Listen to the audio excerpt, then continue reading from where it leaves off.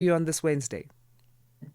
Very well. Thank you so much for inviting me. It's a real pleasure to talk to you. Our pleasure. Could you unpack the key findings of your research as it pertains to why luxury tourism is more harmful than helpful to communities?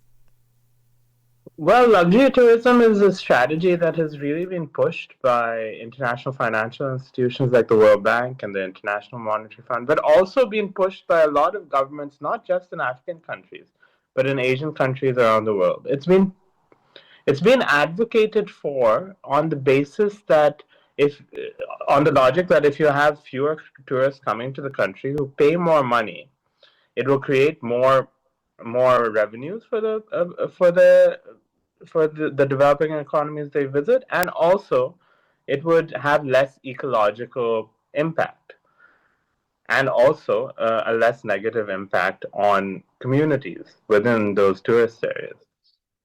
But of course, in terms of the ecological impact, it's really questionable, although this is rarely actually questioned, the strategies, because we know that actually luxury tourists or high net worth individuals have a much higher impact through private jets and other things on the environment. And of course, actually, it just accentuates the negative impacts on communities that they visit because they don't link to the broader lifestyle and usually end up having um, going on very specific visits only to just the hotels and the beaches or the tourist areas they visit. Why is that then? Why are those benefits from luxury tourism not trickling down to ordinary people in the communities where lodges and resorts are built? Yeah, it is a question of why this hasn't happened. I mean, a lot of the three governments the three countries I've studied, Botswana, Mauritius, and Rwanda,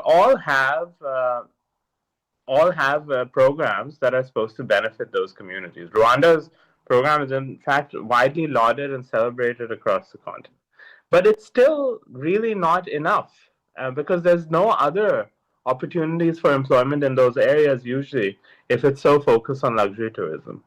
And the other challenge with luxury tourism is because if you want to reach the high standards that hotels and other uh, facilities need to reach, they have to only import goods from outside. So you lose the possibility of developing linkages within your economy. Because in theory, if you have tourism, you can sell your own agricultural, industrial goods that are produced within the country. It can be an opportunity. But of course, if you have luxury tourism, you have international standards that actually edge out domestic production. Your research also points out that the most profitable eco lodges are foreign owned and those profits flow abroad. How much of a problem is foreign ownership in widening this inequality and this issue of the profits not trickling down to ordinary people in their communities? It is a major problem. It is an issue that it is perhaps a universal issue. Of course, every African country has very different trajectories, but it is kind of a universal characteristic or constraint facing many African governments that they haven't supported their domestic capitalists or domestic business people. And there are a few reasons for this. Sometimes this is political because, of course, there is a fear that they could finance the opposition. There are also other questions, but this is a feature of nearly all, even the most successful African economies, which I've also studied here, Rwanda. Now, the challenge is that most policies being pushed by the international financial institutions for decades now have required leaning on foreign investment first. In fact, in most industrial sectors, the logic is that you need to transfer technology from foreign investors before you can actually build domestic firms to become globally competitive. But the challenge facing most African countries is they haven't done the next step. They've invited foreign investors in, but they haven't been able to discipline those foreign investors to transfer technology to domestic firms.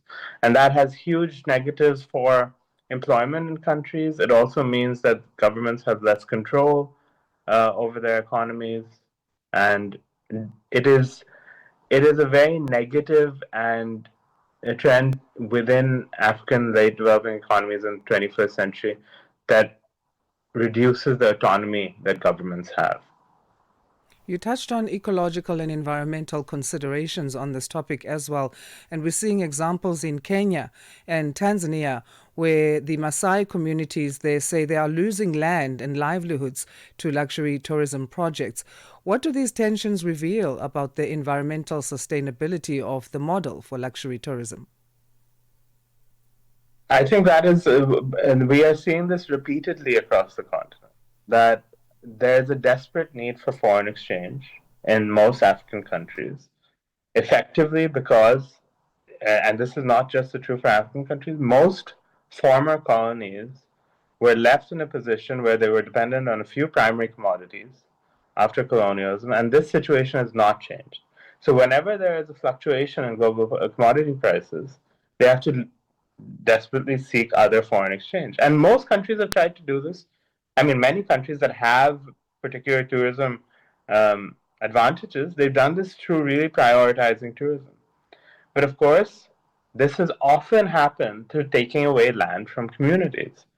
And as the need for foreign exchange grows, and as the power of foreign investors who own these companies grows, this will inevitably increase unless there are pushes and consistent pressure to broaden and diversify tourism strategies that also promote linkages with domestic production and agriculture and industry, and therefore also create more employment and also more pressure groups within the country to demand for more equity in these policies.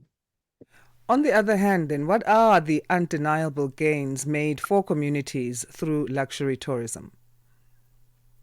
Well, there's the undeniable gain is in parts in for periods of time there's a huge amount of foreign exchange that the country receives, and that stabilizes the macro economy, and that is a really important and urgent need for many economies. Now, of course, it also does benefit some some people within communities who gain some employment, who even gain benefits from sometimes either supplying hotels in some way um, or but this is a very small group of people. The vast most of the people are edged out or at least in a weakened position in the long term, even if they may gain benefits immediately.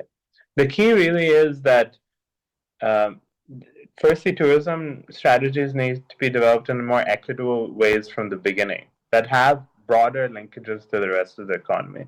And secondly, there needs to be more focus on the rest of the economy as well, in terms of agriculture and industry, to ensure they feed into there are more linkages across the economy.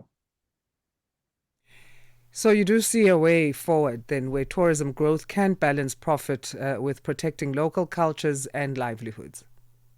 Well, definitely, I see a way forward. In the research that will be published shortly in Mauritius and Botswana, there have been efforts.